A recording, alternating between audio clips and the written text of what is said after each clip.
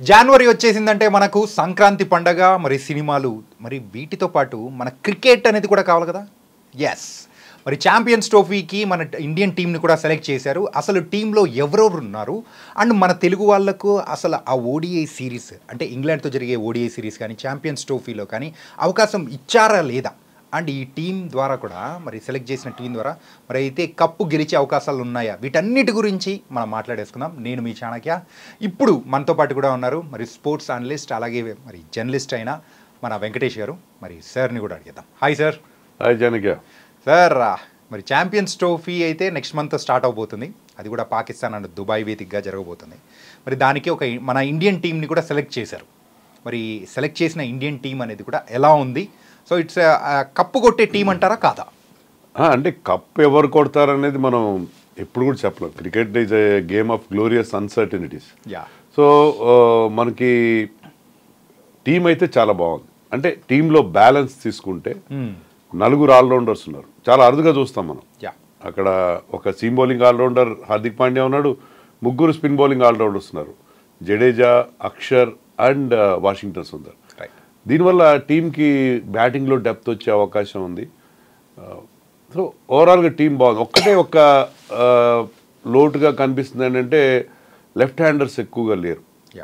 మీరు కోర్స్ జైస్వాల్ ఉన్నాడు, జడేజా, అక్షర్ ఉన్నాడు, కానీ main batting Jaiswal may not be there in the starting 11. ఎందుకంటే గిల్ అండ్ రోహిత్ ఓపెన్ చేస్తారు, ఫాలోడ్ బై విరాట్ కోహ్లీ, శ్రేయస్ అయ్యర్, రాహుల్, హార్దిక్ పాండ్యా. అంతా వరుసగా 5-6 అందరూ రైట్ హ్యాండర్స్. అదొక్కటే కొంచెం లోపంగా కనిపిస్తుంది. బట్ అదర్వైజ్ టీం అయితే నాకైతే బాగుంది. అంతకంటే ఇప్పుడు ఉన్న ఎగ్జిస్టింగ్ టీంలో ది బెస్ట్ పాసిబుల్ టీం అని నాకు అనిపించింది. గిల్కి వైస్ కెప్టెన్సీ అనేది కూడా ఇచ్చారు సార్. వైస్ కెప్టెన్సీ ఇవ్వకపోయి ఉంటే ఒకవేళ తన ప్లేస్లో మనం జైస్వాల్ని కూడా మరి కాంపన్సేట్ చేసే అవకాశాలు అనేది కూడా ఉండేవి కదా. ఒకటి చాణక్య, గిల్ని సెలెక్ట్ చేయడం గురించి, తర్వాత గిల్కి వైస్ కెప్టెన్సీ ఇవ్వడం గురించి సోషల్ మీడియాలో విపరీతంగా చర్చ జరుగుతుంది. చాలామంది ఆగ్రహావేశాలు వ్యక్తం చేస్తున్నారు. బట్ నేను ఏంటంటే దాంట్లో తప్పేమి లేదు. ఎందుకంటే గిల్ రికార్డ్ మనం ఈ ఫార్మాట్లో చూడాలి. మనం టెస్ట్లో ఫెయిల్ అయ్యాడు ఆస్ట్రేలియాలో, ఓకే, కానీ అంతకుముందు అతను వరల్డ్ కప్లో బ్రహ్మాండంగా పర్ఫామ్ చేశాడు. ఓవరాల్గా అతని batting average in ODIs is 58. 58 అనేది ఫినామినల్ యావరేజ్. ఆల్రెడీ అతనికి ఒక 100 ఉంది. చాలా early part of his career. 100 చాలా అరుదుగా వస్తాయి ఈ ఫార్మాట్లో. 100 ఉంది. రెగ్యులర్గా అతను కన్సిస్టెంట్గా పర్ఫామ్ చేస్తున్నాడు ఈ ఫార్మాట్లో. అతనికి బెస్ట్ ఫార్మాట్ ఇదే. టెస్ట్లు కాదు, T20s కాదు. విరాట్ కోహ్లీ లాగా ఇతను కూడా ఇది బెస్ట్ ఫార్మాట్. సో ఆల్రెడీ అతను వైస్ కెప్టెన్. అతను ఆల్రెడీ ఈ సిరీస్ కంటే ముందే BCCI has appointed him as vice captain for T20s as well as one-days. ఇప్పుడు తీసేయాల్సిన అవసరం ఉంది అక్కడ లేదు కదా. బుమ్రాకి ఇచ్చే పరిస్థితి లేదు, ఎందుకంటే బుమ్రా ఫిట్నెస్ విషయంలో ఇంకా మనకు క్లారిటీ లేదు. సో బుమ్రాని వైస్ కెప్టెన్ ఇచ్చే అవకాశం లేదు అక్కడ. లేదంటే కేఎల్ రాహుల్కో రిషబ్ పంత్కో, రిషబ్ పంత్ 11లో ఉంటాడని నమ్మకం లేదు. కేఎల్ రాహుల్ కానీ రిషబ్ పంత్ కానీ వాళ్ళిద్దరిలో ఒకరే ఉంటారు. కీపర్గా ఒకరే ఆడే అవకాశం ఉంటుంది. దాన్ని team has to take that call, ఎవరిని ఆడించాలి. సో ఇంకా మీకు అక్కడ ఛాయిస్ లేదు. సో శుభ్మన్ గిల్కి వైస్ క్యాప్టెన్సీ ఇవ్వడం అనేది 100% కరెక్ట్. అతనికి కాన్ఫిడెన్స్ కూడా ఇచ్చినట్టు అవుతుంది. అతనికి ఉన్న ఎబిలిటీ మనకు తెలుసు. శుభ్మన్ గిల్ కనుక ఆడుతుంటే రోహిత్ శర్మ ఫ్రీగా ఆడగలడు. రోహిత్ శర్మ ఈ ఫార్మాట్లో ఎలా ఆడుతున్నాడు మనం వరల్డ్ కప్లో చూసాం. ఫైనల్లో కూడా బ్రహ్మాండంగా 40 కొట్టాడు, చాలా క్విక్ ఫైర్ 40 కొట్టాడు. ఈవెన్ రీసెంట్గా మనం శ్రీలంకలో ఆడినప్పుడు కూడా టీం అంతా ఫెయిల్ అయింది, but Rohit Sharma almost T20 ఆడినట్టు ఆడాడు. సో శుభ్మన్ గిల్ లాంటి ఒక సాలిడ్ బ్యాట్స్మెన్ అదర్ ఎండ్లో ఉంటే రోహిత్ శర్మ చాలా ఫ్రీగా బ్యాటింగ్ చేయొచ్చు. శుభ్మన్ గిల్ ఒక్కసారి సెటిల్ అయ్యాడు, 20-30 కొట్టాడంటే will make it count. Big innings ఆడతాడు. సో శుభ్మన్ గిల్ విషయంలో వస్తున్నదంతా కూడా వేరే ఫార్మాట్స్. T20లో అంత గొప్పగా ఆడతాం, స్ట్రైక్ రేట్ ఇష్యూస్ ఉన్నాయి. టెస్ట్ మ్యాచ్లో రీసెంట్గా ఫెయిల్ అయ్యాడు. దీన్ని దృష్టిలో పెట్టుకుని మనం ఈ ఫార్మాట్ విషయంలో కన్ఫ్యూజ్ అవుతున్నాం. శ్రేయస్ అయ్యర్ విషయంలో కూడా అంతే. Shreyas Iyer is not doing well in T20s and test matches. But ఈ ఫార్మాట్లో మొన్ననే వరల్డ్ కప్లో 500 runs చేశాడు, సెమీఫైనల్లో సెంచరీ చేశాడు. సో అలాంటి ప్లేయర్ ఖచ్చితంగా బాగా ఆడతాడు. ఈవెన్ రాహుల్ కూడా అంతే. మనం ఏంటంటే ఫార్మాట్స్ విషయంలో మనం కన్ఫ్యూజ్ అయిపోతున్నాం. వేరే ఫార్మాట్లో ఈ పర్టికులర్ ప్లేయర్ బాగా ఆడలేదు కాబట్టి లేకపోతే ఐపీఎల్లో బాగా ఆడలేదు కాబట్టి అతను ఎందుకు పనికిరాడు అని. సో ఐపీఎల్లో ఆడిన వాడే మగాడు. ఇప్పుడు ఇండియన్ క్రికెట్లో ఉన్న దారుణమైన పరిస్థితి ఏంటంటే ఐపీఎల్లో రన్స్ చేసిన వాడే గ్రేట్ తోపు, మిగతా వాళ్ళందరూ ఎందుకు పనికిరారు, అలాంటి పరిస్థితి ఉంది. ఈ ఫార్మాట్లో Shubman Gill I think is the right choice. Okay, అంటే కమింగ్ టు ద బౌలింగ్ డిపార్ట్మెంట్ని కూడా ఇప్పుడు సెలెక్ట్ చేశారు కదా సార్, అండ్ అక్కడ ఆల్రౌండర్స్ గురించి మనం మాట్లాడుకున్నాం, కాకపోతే coming to the bowling department ఎలా ఉందంటారు? బౌలింగ్లో నాకు ఒక్కటే ఒక సమస్య, బౌలింగ్ బాగుంది, మళ్ళీ మనం బుమ్రా అండ్ షమీ కాంబినేషన్ చూడబోతున్నాం, అద్భుతం. అంటే అగ్నికి వాయువు తోడినట్టుంటారా అట్లా, ఒక ఎండ్ నుంచి బుమ్రా, ఒక ఎండ్ నుంచి షమీ. వెరైటీ కోసం లెఫ్ట్ ఆర్మ్ పేసర్ ఆడితే కనుక హర్షదీప్. సో అద్భుతమైన కాంబినేషన్ అది. బట్ బుమ్రా ఫిట్నెస్ విషయంలో క్వశ్చన్ మార్క్ ఉంది. అతను ఇప్పటికీ ఫిట్ కాలేదు, ఎప్పుడు ఫిట్ అవుతాడో తెలియదు, ఫుల్ ఫిట్నెస్తో వస్తాడా లేదని ఒక డౌట్. షమీ కూడా అంతే, షమీ నిన్న మొన్నటి దాకా అతను ఇంజర్డ్ లిస్ట్లో ఉన్నాడు, ఇప్పటికీ అతను కొన్ని డొమెస్టిక్ మ్యాచ్లు ఆడుతున్నా అతని మోకాల్కి ఆ స్వెల్లింగ్ వాప్ వస్తూనే ఉంది. సో అతను 100% ఫిట్గా లేడు. సో మన బౌలింగ్ అటాక్ అద్భుతంగా ఉంది, బట్ ఒకటే ఒక ప్రాబ్లం ఏంటంటే వీళ్ళు ఎంతవరకు ఫుల్గా ఫిట్గా ఉన్నారనేది అదొక్కటే సమస్య. ఒకవేళ ఇద్దరు కనుక ఇంజ్యూర్డ్ లిస్ట్లోకి వెళ్ళిపోయారు అని అంటే, సో వాళ్ళిద్దరిని రీప్లేస్ చేయగల కెపాసిటీ ఉన్న మిగతా బెంచ్ స్ట్రెంగ్త్ ఎవరున్నారు అనుకోవచ్చు మన ఇండియన్ టీం? హర్షదీప్ ఉన్నాడు, హార్దిక్ పాండ్యా ఉన్నాడు. మీకు అక్కడ ఏంటంటే స్పిన్ ఎక్కువ ఇంపార్టెంట్ రోల్ ప్లే చేస్తుంది దుబాయ్లో. ఎందుకంటే దాని రీజన్ ఏంటంటే ఇప్పుడు అక్కడ ILT20 అని వాళ్ళకి అక్కడ వాళ్ళ లీగ్ జరుగుతుంది, ఐపీఎల్ లాగా ఇప్పుడు దుబాయ్ లీగ్ అక్కడ జరుగుతుంది. ILT20లో ఈ పిచెస్ వీటి మీద జరుగుతాయి దుబాయ్లో. మన మ్యాచ్లో దుబాయ్లో ఆడుతున్నాం మనం, ఈవెన్ ఫైనల్కి వచ్చినా దుబాయ్లో ఆడుతాం. సో దుబాయ్ పిచ్ అంతా కూడా బాగా వర్న్అవుట్గా ఉంటుంది, అంటే బాగా వేర్ అండ్ టేర్ ఉంటుంది పిచ్లో. అన్ని మ్యాచ్లు ఆడి మీరు వాళ్ళకి ప్రాపర్ ప్రిపరేషన్కి టైం ఉండదు. దానివల్ల ఏంటంటే స్పిన్నర్స్కి హెల్ప్ ఉంటుంది. ఓకే, సో అలాంటి అండ్ గ్రౌండ్ కూడా చాలా పెద్దది. Dubai stadium, Dubai international stadium is very big. So పెద్ద స్టేడియం అయినప్పుడు స్పిన్నర్స్కి హెల్ప్ ఉంటుంది అక్కడ. ఓకే, మిస్ హిట్స్ క్యాచ్లుగా వెళ్తాయి, వేరే చిన్న గ్రౌండ్లో అవి సిక్స్లు వెళ్తాయి. ఇక్కడ పెద్ద గ్రౌండ్ కాబట్టి క్యాచ్లుగా వెళ్ళే అవకాశం ఉంటుంది. సో దుబాయ్లో ఆడుతున్నాం కాబట్టి స్పిన్ ఎక్కువ రోల్ ప్లే. మనం ఫాస్ట్ బౌలింగ్ మీద అంత పెద్ద దృష్టి పెట్టాల్సిన అవసరం లేదు. ఇండియా నా దృష్టిలో ఏంటంటే ఫైనల్ లెవెల్లో India will play 3 spinners most of the time. ఎందుకంటే మీకు ఇద్దరు పేసర్స్ ప్లస్ హార్దిక్ పాండ్యా అలాగే ఉంటాడు థర్డ్ సీమర్. సో ముగ్గురు స్పిన్నర్స్తో మీకు ఆల్రౌండర్స్ ఉన్నారు కాబట్టి టీంలో జడేజా, అక్షర్, హార్దిక్ పాండ్యా, వాషింగ్టన్ ఆల్రౌండర్స్ ఉన్నారు కాబట్టి you can afford to have 6 bowlers. దాంట్లో ముగ్గురు పేసర్స్ ఇంక్లూడింగ్ హార్దిక్ పాండ్యా, ఇద్దరిని ఆడించుకుంటే సరిపోతుంది. ఒకవేళ ఇద్దరిలో గాడ్ ఫర్బిడ్ ఎవరికైనా ఇంజరీ అయినా కూడా దుబాయ్ ఇస్ జస్ట్ 3 hours అవే.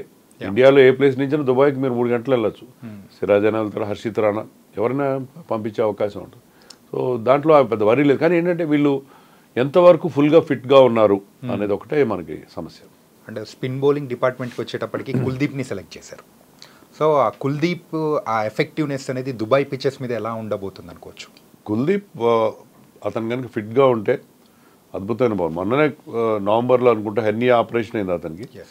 దాని నుంచి కోలుకొని ఇప్పుడు ఇంతవరకు అయితే ఎలాంటి మ్యాచెస్ ఆడలేదు అతను. ఈవెన్ T20s కూడా అతను సెలెక్ట్ చేసినట్టు లేదు.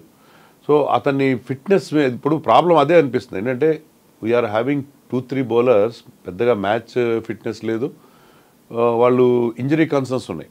కుల్దీప్ కానీ, షమీక్ కానీ, బుమ్రా కానీ, అదొక్కటే కొంచెం ఇబ్బంది. కుల్దీప్ ఇటీవల కాలంలో అద్భుతంగా బౌలింగ్ చేస్తున్నాడు. సో అతను మనకి వికెట్ టేకింగ్ బౌలర్. మీరు జడేజా తీసుకోండి, అక్షర్ తీసుకోండి, వాషింగ్టన్ తీసుకోండి, వాళ్ళు రెస్ట్రిక్టివ్ టైప్. ముగ్గురు కూడా ఫింగర్ స్పిన్నర్స్. వాళ్ళు రన్స్ రెస్ట్రిక్ట్ చేస్తారు, టైట్ బౌలింగ్ చేస్తారు, కానీ వికెట్స్ ఎక్కువగా తీయరు. వన్డేల్లో మనకి మెయిన్ థింగ్ ఏంటంటే వికెట్లు తీయాలి. మిడిల్ ఓవర్స్లో స్పిన్నర్స్ వికెట్లు తీయాలి. దానికి రిస్ట్ స్పిన్నర్స్ అందరు చాలా important. Kuldeep is wrist spinner, left arm wrist spinner.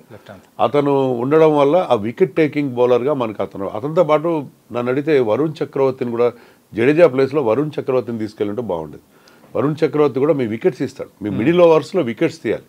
మనం లాస్ట్ టైం ఛాంపియన్స్ ట్రోఫీ ఎప్పుడు జరిగింది? 2017లో జరిగింది. ఫైనల్ ఆడేమో మన పాకిస్తాన్ విరుద్ధంగా. ఫకర్ జమాన్ సెంచరీ చేశాడు. అప్పుడు వచ్చిన మనకు ప్రాబ్లం ఏంటంటే మన మిడిల్ ఓవర్స్లో అశ్విన్, జడేజా ఇద్దరు కలిసి ఒకటో ఎన్నో వికెట్ తీశారు, బౌలర్ రన్స్ ఇచ్చేసారు. మిడిల్ ఓవర్స్లో వికెట్స్ రాలేదు, దానివల్ల ఆ ఫైనల్ మనం ఓడిపోయాం. అప్పటి నుంచి ఇండియన్ టీం థింకింగ్ కంప్లీట్గా మారిపోయి వాళ్ళిద్దరిని పక్కన పెట్టేసి wrist spinners Kuldeep, Chahal combination తీసుకొచ్చాం. సో ఆ ఫైనల్ ఓడిపోయిన తర్వాత, చివరి ఛాంపియన్స్ ట్రోఫీ ఫైనల్ ఓడిపోయిన తర్వాత మనం ఫింగర్ స్పిన్నర్స్ని కంప్లీట్గా పక్కన పెట్టేసి రిస్ట్ స్పిన్నర్స్ని మనం తీసుకొచ్చాం పిక్చర్లో. కుల్చా కాంబినేషన్ మనం మంచి సక్సెస్ ఇచ్చింది. తర్వాత మళ్ళీ ఫర్ వేరియస్ రీజన్స్ అశ్విన్ కానీ జడేజా కానీ మళ్ళీ ఇండియన్ టీంలోకి వచ్చారు వైట్ బాల్ క్రికెట్లో కూడా. బట్ ఎప్పుడైనా మీకు ఈ ఫార్మాట్లో మిడిల్ ఓవర్స్లో స్పిన్నర్స్ వికెట్స్ తీయాలి. సో అదొక్కటే, వికెట్ టేకింగ్ బౌలర్ ఒక్కడే ఉన్నాడు మనకనే సమస్య అదొక్కటి కూడా నాకు అనిపిస్తుంది. ఓకే. అండ్ ఈ మొత్తం టీం మొత్తం సో లిస్ట్ అనేది చూస్తే సో ప్రాబబుల్ 11 ఉండే అవకాశాలు ఏది ఉంటుందంటారు? ప్రాబుల్ 11 చాలా ఈజీగా చెప్పచ్చు మనం. ఎందుకంటే రోహిత్ అండ్ గిల్ ఓపెన్ చేస్తారు, విరాట్ కోహ్లీ 3, 4లో శ్రేయస్ అయ్యర్ స్పిన్ బాగా ఆడతాడు, స్పిన్ అతను ఆడడంలో అంత ప్రత్యేకత. 5లో రాహుల్, 6లో హార్దిక్ పాండ్యా, 7లో అక్షర్ పటేల్ 7లో ఆడాలని లేదు అని చెప్పుకున్నది, అందరు రైట్ హ్యాండర్స్ ఉన్నారు చెప్పి అతన్ని ఫ్లోటర్గా యూజ్ చేసుకోవచ్చు ఎక్కడైనా. ఈవెన్ మనం T20 వరల్డ్ కప్లో చూసాం, నెంబర్ 3లో నెంబర్ 4లో కూడా బ్యాటింగ్ చేశాడు. సో అక్షర్ పటేల్ ఫ్లోటర్గా యూజ్ చేసుకుంటారు. సో నెంబర్ 7లో అక్షర్ పటేల్ అనుకుందాం. నెంబర్ 8లో వాషింగ్టన్ సుందర్, ఓకే, ఇమీడియట్గా వాషింగ్టన్ సుందర్ నెంబర్ 8లో. బుమ్రా, షమి, కుల్దీప్, ఇది అనుకుంటున్నాను. వాషింగ్టన్ సుందర్ అని కావచ్చు, జడేజా అయినా కావచ్చు, లేదు మనకి ఇంకొక ఫాస్ట్ బౌలర్ కావాలంటే హర్షదీప్ కావచ్చు, అట్లయినా మనం. కానీ జనరల్గా ఇలా ఉంటుంది, ఎందుకంటే జడేజా అక్షర్ ఇద్దరు సిమిలర్ కైండ్, ఇద్దరు కూడా లెఫ్ట్ ఆర్మ్ స్పిన్నర్స్. దాని బదులు చాలా టీమ్స్లో లెఫ్ట్ హ్యాండర్స్ ఉంటారు కాబట్టి ఒక హాఫ్ స్పిన్నర్ ఉంటే బాగుంటుంది. సో ఐ థింక్ మనం బంగ్లాదేశ్తో ఆడతాం, న్యూజిలాండ్తో ఆడతాం, పాకిస్తాన్తో, అన్నిటికీ లెఫ్ట్ హ్యాండర్స్ ఉంటారు. సో హాఫ్ స్పిన్నర్ ఉంటే వాషింగ్టన్ సుందర్ ఉంటాడు. సో దానివల్ల మీకు బ్యాటింగ్ ఎక్కడ వరకు ఉంది? నెంబర్ 9 వరకు బ్యాటింగ్ వరకు. ఆ డెప్త్ అనేది కూడా మనకు బ్యాటింగ్ డెప్త్ చాలా అవసరం. నెంబర్ 9 వరకు వస్తుంది మీకు బ్యాటింగ్ డెప్త్ ఉంటుంది. సో దానివల్ల మీకు అడ్వాంటేజ్. లేదు మనం ఇంకొక ఎక్స్ట్రా పేసర్ కావాలంటే Harshdeep is already there. Okay sir, మన ఇండియన్ టీమ్ కంప్లీట్గా అన్ని మ్యాచెస్ ఒకే వేదిక మీద ఆడుతుంది. సో అది మనకు ప్లస్ అవ్వచ్చు అనుకోవచ్చా దుబాయ్ వేదికగా? డెఫినెట్గా ప్లస్. ఎందుకంటే మీకు యాంగిల్స్ క్రికెట్లో మనం ఎక్కువగా కన్సిడర్ చేయని విషయం అంటే యాంగిల్స్ తెలియాలి. మీరు అదే పిచ్ మీద ఆడుతుంటే ఎట్ సైడ్ కొడితే తొందరగా బౌండరీ వస్తుంది, తర్వాత బౌలర్స్ కూడా తెలుస్తుంది, ఫీల్డింగ్ ప్లేస్మెంట్ కూడా ఈజీ అవుతుంది. ఎందుకంటే ఏ ఏరియాస్ కవర్ చేయాలని తెలుస్తుంది. సో యాంగిల్స్ గురించి మీకు పర్ఫెక్ట్ ఐడియా వస్తుంది. అదే మీరు మిగతా టీమ్స్ కొన్ని డిసడ్వాంటేజ్ ఏంటంటే పాకిస్తాన్లో 3 వెన్యూస్ ఉన్నాయి, రావల్పిండి ఉంది, కరాచీ ఉంది, లాహోర్ ఉంది. సో డిఫరెంట్గా మనకేంటంటే మనం ఒకే వేదికలో ఆడుతున్నాం, ఆ పిచ్ ఎలా బిహేవ్ చేస్తుంది, కండిషన్స్ ఎలా ఉంటాయి. దుబాయ్లో మనకి లైట్స్ కూడా ఏంటంటే మీకు టవర్స్ ఉండవు, అక్కడ రూఫ్కే మీకు చిన్న లైట్స్ ఉంటాయి. అక్కడ క్యాచింగ్ కూడా కొంచెం ఇబ్బంది అవుతుంది, ఎందుకంటే మీకు ఎక్కువ లైట్స్ ఉండబట్టి కొన్నిసార్లు లైట్స్ కళ్ళల్లో పడతాయి. సో ఈ కండిషన్స్ అన్నిటికీ మన వాళ్ళు ఈజీగా అలవాటు పడతారు. సో మనం ఫస్ట్ నుంచి అక్కడే ఆడతాం కాబట్టి 5 మ్యాచ్లు ఆడాలి maximum. We can play 5 matches, 3 in the league stage, semis, final. So 5 మ్యాచ్లు మీరు అక్కడే ఒకే వేదికలో ఆడుతున్నారు కాబట్టి you will definitely have an advantage and playing in Dubai. ఒకటే నాకు అనిపిస్తుంది ఏంటంటే మన బ్యాట్స్మెన్ అందరూ కూడా they like the ball to come on to the bat. మంచి బ్యాట్ మీదకి బాల్ వస్తాయి ఏంటంటే మంచి స్ట్రోక్ ప్లేయర్స్ మన వాళ్ళు. కానీ స్లగిష్ వికెట్స్ ఉంటాయి, మీకు బ్యాట్ స్లోగా వస్తుంది. సో మీరు పెద్ద స్కోర్లు ఎక్స్పెక్ట్ చేయడానికి లేదు, జాగ్రత్తగా ఆడుకోవాలి, ఇన్నింగ్స్ బిల్డ్ చేయాలి. సో అదొక్కటే మనకి మన టిపికల్ ఇండియన్ ఫ్లాట్ ట్రాక్స్ మీద మనం ఆడితే బ్రహ్మాండంగా ఆడతాం. అదొక్కటే మనకు సూట్ కాదు, కానీ మన బౌలర్స్కి అది హెల్ప్ చేస్తామని చూడాలి. అంటే ఇప్పుడు ప్రెసెంట్ ఉన్న ఈ ప్రాబుల్ 11లో మీరు చెప్పినట్టు అందులో who will be the X factor batter మన ఇండియన్ టీంలో? అదే ఇప్పుడు వచ్చిన ప్రాబ్లం ఏంటంటే ఆ ఎక్స్ ఫ్యాక్టర్ కనబడట్లేదు. ఎందుకంటే రోహిత్ శర్మ కనుక ఇప్పుడు ఫామ్లో లేడు, ఉంటే అతను ఎక్స్ ఫ్యాక్టర్, కానీ అది ఓపెనర్ అలా కాదు. మనకి ఫినిషర్గా హార్దిక్ పాండ్యా మొన్న సయ్యద్ ముష్తాక్ అలీలో చాలా అగ్రెసివ్గా బ్యాటింగ్ చేశాడు, మంచి ఫినిషింగ్ స్కిల్స్ చూపించాడు. So he could be the X factor. Rahul కూడా డిఫరెంట్ గేట్స్లో ఆడగలడు, శ్రేయస్ అయ్యర్ కూడా ఆడగలడు. కానీ వాళ్ళు జనరల్లీ ఏంటంటే వాళ్ళు చాలా కరెక్ట్ బ్యాట్స్మెన్. వాళ్ళు మీకు గేమ్ చేంజర్ అంటే ఆ సినిమా కాదు, game changer kind of an innings ఆడే బ్యాట్స్మెన్ కాదు. సో మనకి ఆ ఛాయిస్ ఎక్కడ ఉంటుందంటే రిషబ్ పంత్తో ఉంటుంది. మీరు చూస్తారు 2-3 మ్యాచ్లు చూస్తారు, రాహుల్ అంత ఎఫెక్టివ్గా లేడంటే can go for Rishabh Pant ఆ ఎక్స్ ఫ్యాక్టర్ రోల్ ప్లే చేస్తాడు. ఈవెన్ T20 వరల్డ్ కప్లో కూడా అతను 20s 30s చేసినా కూడా bowlers line and line disturb చేయడం, రివర్స్ స్వీపులు కొట్టడం, అతను ఒక డిఫరెంట్ కైండ్ ఆఫ్ ఇన్నింగ్స్ ఆడతాడు. తర్వాత కీపర్గా కూడా the kind of energy that he brings to the table, bowlers energy తీసుకొస్తాడు, మిగతా ప్లేయర్స్ అందరినీ బాగా ఎంకరేజ్ చేస్తాడు. చిర్పి అంటే మాట్లాడుతూనే ఉంటాడు, ఏదో ఒకటి మాట్లాడుతుంటాడు. సో అక్కడ మీకు ఆ ఎనర్జీ, ఆ పాజిటివ్ ఎనర్జీ అనేది రిషబ్ పంత్ దగ్గర ఉంటుంది. చాలామంది అంటే సంజు శాంసన్ని సెలెక్ట్ చేయొచ్చు కదా, రిషబ్ పంత్ ఎందుకు చేయట్లేదు? సంజు శాంసన్ ఈ ఫార్మాట్లో అంత ఎఫెక్టివ్గా ఆడలేదు. తర్వాత అతనికి యావరేజ్ బాగుంది, కానీ అతను ఆడిన మ్యాచ్లు చాలా ఎఫెక్టివ్గా ఆడలేదు. తర్వాత అతనికి యావరేజ్ బాగుంది, కానీ అతను ఆడిన మ్యాచ్లు చాలా తక్కువ. రిషబ్ పంత్ ఈ ఫార్మాట్లో అంత గొప్పగా ప్రూవ్ చేసుకోలేదు. కానీ ఏంటంటే రిషబ్ పంత్ ఆ kind of energy, X factor kind of player ఆడు. సంజు శాంసన్ ఈ మధ్యకాలంలో ఇంటర్నేషనల్ క్రికెట్లో కూడా సక్సెస్ అవుతున్నాడు, ఓకే, కానీ ఇక్కడ అవుతున్నాడు ఓపెనర్గా. Okay. So down the order ఇంతవరకు అతను ఎక్కువ రన్స్ చేయలేదు. So Sanju Samson is somewhat unproven talent. So అందుకనే సంజు శాంసన్ కాకుండా రిషబ్ పంత్ని తీసుకున్నారు. అండ్ కీపింగ్ స్కిల్స్ కూడా definitely is probably one of the best keepers in the country. And ఇంకొకటి, టీంని సెలెక్ట్ చేసిన తర్వాత అందరి దగ్గర నుంచి మెయిన్గా మన తెలుగు రాష్ట్రాల్లో వింటున్న మాట ఏంటంటే, మన తెలుగు వాళ్ళు ఒక్కరు కూడా లేరు. తిలక్ వర్మ కానీ, నితీష్ రెడ్డి అండ్ సిరాజ్, ఈ ముగ్గురులో కనీసం ఒక్కరికి కూడా ప్లేస్ అనేది దక్కలేదు, ఎందుకు అనుకోవచ్చు? తిలక్ వర్మతో స్టార్ట్ చేద్దాం. ఓకే. తిలక్ వర్మ ఈ ఫార్మాట్లో ఎక్కువ మ్యాచ్లు ఆడలేదు, 1-2 మ్యాచ్లు ఆడాడు. సో తిలక్ వర్మ సడన్గా ఒక ఐసీసీ టోర్నమెంట్కి, ఎందుకంటే చాలా ఛాయిసెస్ ఉన్నాయి అక్కడ, ఎక్స్పీరియన్స్ బ్యాటిల్ స్కార్డ్ వెటరన్స్ ఉన్నారు, లైక్ శ్రేయస్ అయ్యర్, రాహుల్ లాంటి వాళ్ళని పక్కన పెట్టి just because is a left hander, కొంత బౌలింగ్ కూడా చేయగలనని చెప్పి Shreyas Iyer scored more than 500 runs in ODI world cup 2023లో. రాహుల్ కూడా చాలా కన్సిస్టెంట్గా పర్ఫామ్ చేశాడు. ఫైనల్లో కూడా స్లోగా ఆడాడన్న ఫీలింగ్ ఉంది, కానీ బట్ ఈ స్కోర్డ్ 50. సో వాళ్ళని పక్కన పెట్టి తిలక్ వర్మని తీసుకోవడానికి అతను విజయహజారాలో కానీ ఇక్కడ కూడా అంత గొప్పగా పర్ఫామ్ చేయలేదు. That is number 1. So Tilak వర్మకి అక్కడ ఛాన్స్ లేదు, ఎందుకంటే ఆల్రెడీ ఉన్నారు. కరుణ్ నాయర్ లాంటి వాడికి అవకాశం ఇవ్వలేకపోయారు. 700 రన్స్ చేశాడు అతను 7 మ్యాచ్ల్లో. ప్లస్ సిరాజ్ యూజువల్గా అయితే రావాలి, కానీ సిరాజ్ ఏంటంటే మీరు చూస్తే ఈ లాస్ట్ 2 ఇయర్స్గా అన్ని ఫార్మాట్స్ ఆడుతున్నాడు, 3 ఫార్మాట్స్ ఆడుతున్నాడు. 3 ఫార్మాట్స్లో కూడా బుమ్రా కంటే అందరికంటే ఎక్కువ ఓవర్లు వేసాడు, ఫిట్గా ఉన్నాడు అతను. ఓకే. కానీ జేడెడ్గా ఉన్నాడు, అంటే చాలా వర్క్లోడ్ అయిపోయింది అతను. అందుకే మొన్న ఆస్ట్రేలియా సిరీస్లో కంప్లీట్గా తేలిపోయాడు. అదికాక రోహిత్ శర్మ ప్రెస్ మీట్లో కూడా ఏం చెప్పాడంటే, న్యూ బాల్తో ఉన్నంత ఎఫెక్టివ్గా తర్వాత లేడు సిరాజ్. అంటే అతను చాలా వర్క్లోడ్ ఎక్కువైపోయినాడు. Siraj really needs a break. ఇక్కడ అతను సెలెక్ట్ చేయకపోవడం వల్ల సిరాజ్ని మనం పక్కన పెట్టేసినట్టు కాదు, అతనికి కొంత బ్రేక్ కూడా అవసరం. సిరాజ్ ఇప్పుడు కొంచెం ఫాస్ట్ బౌలర్ ఏంటంటే చాలా ఎనర్జీతో ఉండాలి, ఎనర్జీ లెవెల్స్ డౌన్ అయినాయి అతను. సో సిరాజ్ని పక్కన పెట్టారు. నితీష్ కుమార్ ఇప్పుడున్న ఈ ఫార్మాట్లో అతను ఫిట్ ఇన్ కాడు, ఎందుకంటే హార్దిక్ పాండ్యా ఆల్రెడీ ఉన్నాడు అక్కడ. మీకు మనం చెప్పుకున్నట్టు స్పిన్నర్స్కి ఎక్కువ హెల్ప్ ఉండదు, అక్కడ హెల్ప్ ఉండే అవకాశం ఉంది. నితీష్ కుమార్ ప్రాబ్లం ఏంటంటే బ్యాటింగ్ చాలా బ్రహ్మాండంగా చేస్తున్నాడు, స్పిన్నర్స్ని బాగా ఆడతాడు, అంతా బాగానే ఉంది.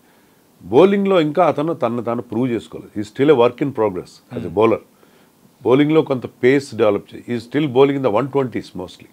130 కూడా టచ్ అవుతాడు, 130, 135 రేర్గా. ఎక్కువగా అతను 120sలో మీరు మీడియం పేస్ వేస్తే ఇంటర్నేషనల్ క్రికెట్లో will be taken to the cleaners. So అది అంత కష్టం. సో అతను బౌలింగ్ ఇంప్రూవ్ చేసుకోవాలి, బౌలింగ్లో స్కిల్ లెవెల్స్ కూడా, బాల్ స్వింగ్ చేయడం కానీ స్లోయర్ వన్స్ కానీ అతను ఇంకా బౌలింగ్ డెవలప్ చేసుకోవాలి. సో బాగా ఆడుతున్నాడు, నో డౌట్, కరెక్టే. కానీ అంటే ఇమోషనల్గా మాట్లాడితే సరే, మన తెలుగు వాళ్ళు ఎవరికి ఛాన్స్ ఇవ్వలేదు, తెలుగు వాళ్ళకి అన్యాయం జరిగిందని అనుకోవచ్చు. కానీ but if you go in to the facts, actual facts, 15 మందిని మాత్రం సెలెక్ట్ చేయాలి. కరుణ్ నాయర్ కేసు తీసుకోండి. కరుణ్ నాయర్ 750 అతను యావరేజ్, ఒకసారి అవుట్ అయ్యాడు, 5 సెంచరీలు చేశాడు. సో అతను is going through a wonderful purple patch. అలాంటి ప్లేయర్ని పక్కన పెట్టాల్సిన పరిస్థితి కనిపిస్తుంది మనకి. సో ఇక్కడ 15 మంది సెలెక్ట్ అవుతారు, ఆల్రెడీ ప్రూవెన్ టాలెంట్. మనకు ఒక రిక్వైర్మెంట్ ఉంటుంది. పాలాని స్లాట్లో హార్దిక్ పాండ్యా ఉంటాడు. రాహుల్ ఎందుకు ఉంటాడు? రాహుల్ బికాజ్ ఈజ్ కీపర్ అంటాడు. శ్రేయస్ అయ్యర్ స్పిన్నర్స్ బాగా ఆడతాడు, ఆల్రెడీ ప్రూవ్ చేసుకున్నాడు. సో మనం ప్రతి స్లాట్కి ఒక రిక్వైర్మెంట్, ఆ రిక్వైర్మెంట్ వాళ్ళు అలా కూర్చుంటారు. చాలామంది విరాట్ కోహ్లీని డ్రాప్ చేయమన్నారు. Okay, Virat Kohli no doubt ఇప్పుడు కొద్దిగా ఫామ్లో లేడు, కానీ వరల్డ్ కప్లో he is the top scorer. Yeah నిన్నగాక మొన్న నవంబర్లో వరకు అయింది, నవంబర్ 2020 అంటే 1 year few months అయింది. విరాట్ కోహ్లీ స్పిన్ సరిగ్గా ఆడలేదు అక్కడ. కానీ విరాట్ కోహ్లీ ఈ ఫార్మాట్లో అతనికి అవుట్ సైడ్ ఆఫ్స్టంప్ ప్రాబ్లం రాదు. ఎందుకంటే అవుట్ సైడ్ ఆఫ్స్టంప్ ఎక్కువ వేస్తే వైడ్ అయిపోతుంది ఈ ఫార్మాట్లో. తర్వాత స్పిన్ కూడా ఈ ఫార్మాట్లో అతను కరెక్ట్గా ఆడతాడు. ఈ ఫార్మాట్లో ప్రాబ్లం రాదు సాధారణంగా. మనం శ్రీలంకలో టర్న్ అయినట్టు ఇక్కడ టర్న్ కాదు, స్లోగా ఉంటాయి వికెట్స్. బట్ విరాట్ కోహ్లీ ఆ బిగ్ గ్రౌండ్స్లో సింగిల్స్ 2s తీయడం. సో విరాట్ కోహ్లీ ఎక్కడ ఫామ్ రీగైన్ చేశాడు? ఇదే యూఏఈలో ఆఫ్ఘనిస్తాన్తో సెంచరీ చేశాడు. ఒక ఏడాదిన్నర 2 ఏళ్ల తర్వాత సెంచరీ అక్కడ వచ్చింది. సో సోషల్ మీడియాలో ఏంటంటే చాలా ఎమోషనల్గా రియాక్ట్ అవుతారు. సో మనం బ్యాలెన్స్డ్గా ఆలోచిస్తే ఈ టీం చాలా బాగుంది. అంటే మనకున్న అవైలబుల్ టాలెంట్లో బెస్ట్ పాసిబుల్ టీమ్ని సెలెక్ట్ చేశారని అనుకుంటున్నాను. యా అండ్ ఈ టీమ్ ప్రాబిలిటీస్ అండ్ సో ఈ టీమ్ సెలెక్షన్ గురించి మనం చాలా చక్కగా మాట్లాడుకున్నాం sir. And out of the box so I have to ask అనే 2 different క్వశ్చన్స్ అనమాట. లీక్ల వీరుడు సర్ఫరాజ్ అదొకటి, అండ్ దాని తర్వాత అసలు కోచింగ్ స్టాఫ్ దాని ప్రకారం కూడా మన ఇండియన్ టీమ్ డ్రెస్సింగ్ రూమ్లో ఏం జరుగుతుంది? మెయిన్గా కొన్ని ప్యానిక్ సిచ్యువేషన్స్ అనేది కూడా కొన్ని జరగడం అనేది కూడా ఉంది. కొత్తగా బ్యాటింగ్ కోచ్ను కూడా తీసుకొని వస్తున్నారు, అది కూడా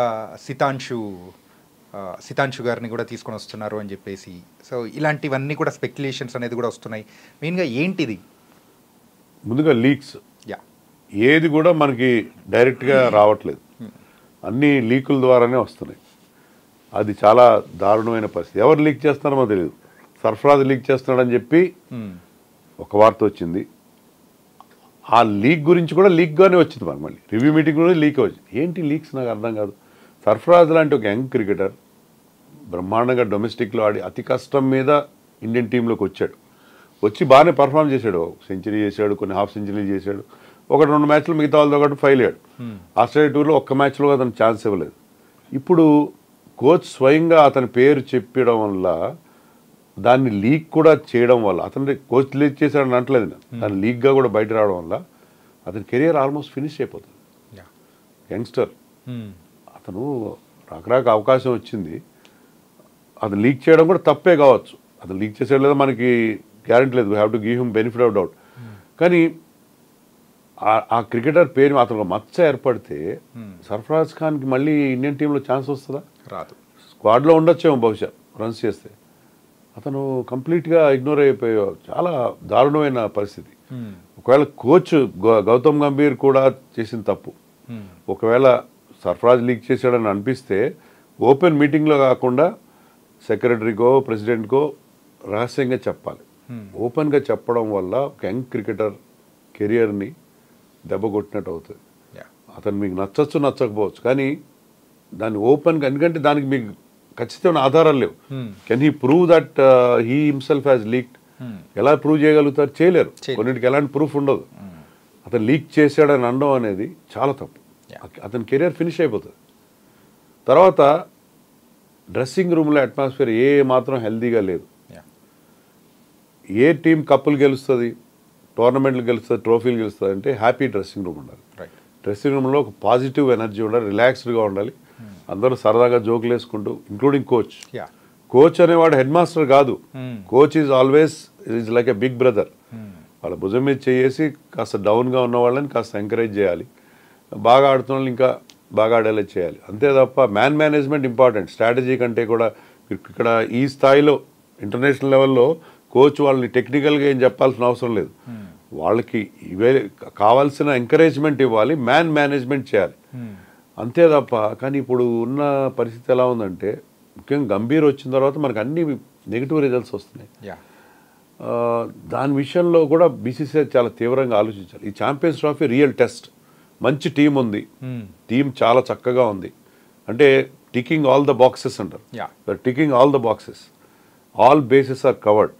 ఇలాంటి టీంతో కూడా వెళ్ళి మనం పర్ఫామ్ సరిగ్గా చేయకపోతే something is definitely wrong with Indian team, and particularly in the dressing room. దీన్ని బీసీసీఐ అడ్రస్ చేయాల్సిన అవసరం ఖచ్చితంగా ఉంది. సో ఈ పాయింట్లో అయినా ఛాంపియన్స్ ట్రోఫీ వాళ్ళు బాగా ఆడతారు, గెలుచుకొని వస్తారని మనం ఎక్స్పెక్ట్ చేద్దాం. ఒకవేళ ఫైనల్లో ఓడిపోవడాన్ని నేను పెద్దగా తప్పుపట్టాను. బాగా పర్ఫామ్ చేయకపోతే something is definitely wrong with the coaching staff or seniors కూడా ఏంటంటే ఇప్పుడు ట్రాన్సిషన్లో ఉన్నాం. వీళ్ళు చాలా ప్రెషర్లో ఉన్నారు. రోహిత్ ఫామ్లో లేడు, విరాట్ ఫామ్లో లేడు, జడేజా లేడు, అశ్విన్ ఆల్రెడీ బయటకు వెళ్ళిపోయాడు. సో ఈ ట్రాన్సిషన్లో ఈ సీనియర్స్ కూడా వాళ్ళు ప్రెషర్లో ఉన్నారు, మిగతా వాళ్ళ మీద ప్రెషర్ పెడతారు. ఈ సిచ్యుయేషన్ నుంచి బయటపడాలి ఇండియన్ క్రికెట్, ఈ ట్రాన్సిషన్ నుంచి బయటపడాలి, దీనికి స్మూత్గా జరగాలి ట్రాన్సిషన్. సో అందుకని ఈ period tough period. So champions trophy గెలిస్తే బారాకూన్ మాఫ్, అన్నీ మనకున్న అన్ని ప్రాబ్లమ్స్ తీరిపోతాయి బ్రహ్మాండంగా. మళ్ళీ ఒకసారి సక్సెస్ చాలా ఈజీగా మనకు అన్ని గాయాల్ని మాన్పేస్తుంది అని అనుకుంటున్నాను. ఎందుకంటే లాస్ట్ టైం జరిగిన మన ఛాంపియన్స్ ట్రోఫీ ఫైనల్లో కూడా మనం ఓడిపోయాము. సో ఈసారి మాత్రం దాన్ని దక్కించుకోవాలని చెప్పేసి ప్రతి ఒక్క ఫ్యాన్ అనేవాళ్ళు కూడా వెయిట్ చేస్తున్నారు. మెయిన్గా కోహ్లీ యొక్క కంబ్యాక్ కానీ రోహిత్ యొక్క comeback they are waiting. And ఇంకొక విషయం సార్, ఫైనల్గా డ్రెస్సింగ్ రూమ్ విషయాలు ఇవన్నీ మాట్లాడుకున్నాం. కాకపోతే ఫారెన్ టూర్స్కి సంబంధించి ఫ్యామిలీస్ని దాని గురించి కూడా ఒక పాయింట్ అనేది కూడా బయటకు వచ్చింది. రోహిత్ శర్మ కూడా మరి ప్రెస్ మీట్లో కూడా మెన్షన్ చేశారు. మరి దాని గురించి ఏమంటారు సార్? అవన్నీ బాగానే ఉన్నాయి. మెయిన్గా ఏంటంటే వీళ్ళు ప్రతి ఒక్కడు వాడికి ఒక పర్సనల్ కుక్ అంట, వంటవాడు, makeup man, hairdresser, bodyguard, social media team. ఏమనుకుంటున్నారు వీళ్ళు? ఒక రాజు తన పరివారంతో వెళ్తాడా అట్లా? Is it required? నో. అంటే as an anchor you should look good, that is your job. వాళ్ళు పర్ఫామ్ చేయాలా, గుడ్ లుకింగ్ ఉండాలా, మంచి హెయిర్ స్టైలు, మేకప్ చేసుకుని రావాలా? నాకు అర్థం కాదు ఎందుకు. Why do you require all those things? మీ దగ్గర డబ్బులు ఉన్నాయి కరెక్టే, కానీ మీ ఫోకస్ క్రికెట్ మీద ఉండాలి. క్రికెట్ కావాల్సిన కోచ్లు మీరు బీసీసీఐ ఇస్తుంది, మీరు ఎందుకని అంతమంది తీసుకెళ్తున్నారు? దాన్ని కట్ చేశారు. కొంతమంది ఏం చేస్తున్నారంటే ప్రైవేట్ జట్లు వెళ్తున్నారు, టీంతో పాటు రావట్లేదు. టీం బస్సులు వెళ్తుంటే వాళ్ళు వేరే మంచి లగ్జరీ కార్లు వెళ్తున్నారు. ఇవన్నీ కట్ చేశారు. అంటే VIP culture, super star culture ఉంది. సో విరాట్ కోహ్లీ సపరేట్గా వెళ్తాడు, రోహిత్ శర్మ సపరేట్గా వెళ్తాడు. సో వీళ్ళు టీం బాండింగ్ ఎప్పుడు ఉంటుంది? మీరు యంగ్స్టర్స్తో కలిసి ట్రావెల్ చేస్తే బాగుంటుంది. సచిన్ టెండూల్కర్ని చూస్తూనే భయపడతారు అందరూ. కానీ సచిన్ టెండూల్కర్ ఏం చేసేవాడు? కొత్త ప్లేయర్ వస్తే అతన్ని సాయంత్రం డిన్నర్కి తీసుకెళ్ళేవాడు. అతనికి ఆ బెరుకుపోతుంది. సచిన్ టెండూల్కర్ గాడ్ అనే ఫీలింగ్ లేకుండా హ్యాపీగా కలిసిపోతాడు. సచిన్ టెండూల్కర్ అంటే ఉన్న ఆరా, ఆ ఫీలింగ్ అనేది పోతుంది. సో అలాంటి ఒక వీళ్ళు ఏంటంటే వీళ్ళు ఎలూఫ్గా ఉండడం, వీళ్ళ టీంతో ఉండడం. ఇక్కడ ఒక్కటి నాకు నచ్చనిది అంటే వైఫ్స్ అండ్ గర్ల్ ఫ్రెండ్స్కి మాత్రం రెస్ట్రిక్షన్ చాలా తక్కువ పీరియడ్ ఇచ్చారు. ఇది ఈ విషయంలో రోహిత్ శర్మ కూడా అదే అన్నాడు, నేను మాట్లాడాలని చెప్పి. సో అది వాళ్ళకి ఏంటంటే ఫ్యామిలీ వాళ్ళ వెంట ఉంటే వాళ్ళు రిలాక్స్డ్గా ఉంటారు. వాళ్ళ పర్ఫార్మెన్స్ బాగాలేకపోయినా అది మర్చిపోయి పిల్లలతో ఫ్యామిలీతో ఉంటే స్విచ్ ఆఫ్ అయ్యి మళ్ళీ నెక్స్ట్ డే ఫ్రెష్గా వెళ్ళే అవకాశం ఉంటుంది.